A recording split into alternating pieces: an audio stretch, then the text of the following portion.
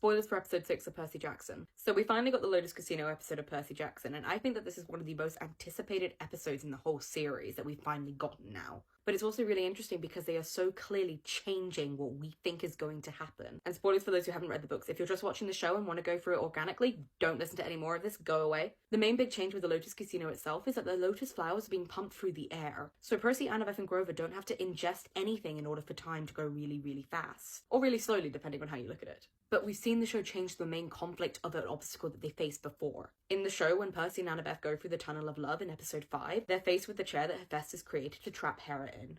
Unlike in the book, where they're essentially shot at and are warned at being broadcast to the entirety of Olympus. And I really like that change because I thought it added a bit of maturity to the storyline, and I think it's for a similar reason that they changed the Lotus Casino. Because Annabeth is very smart, and Grover is also being portrayed as incredibly smart in the show. Not that Grover wasn't smart in the books, but he was much more of a goofy sidekick character, rather than being an active participant in the narrative like he is here. And in the show, we're also getting to see that while Percy is slow on the uptake to a lot of things, he has a lot of knowledge that is useful. And so all of them know about the lotus flower and not to eat the lotus flower, but they still get trapped. And I think that's a really nice change because even though they do the right thing, they still face the consequences. And so I'm really liking the changes that Rick is making in order to elevate the characters a bit more. But the episode ended in a way that basically told book readers that though we think we know what's going to happen because it's following the plot of the book, we are also so unaware because Rick is in control, and this is a new adaptation of the story. Because at the end of the episode, Percy is given 4 passes out of the underworld, and it is implied that he needs to rescue his mother. And I might be misremembering this, and I don't have my copy of the books with me right now. But the final part of the prophecy that is told before Percy goes on his quest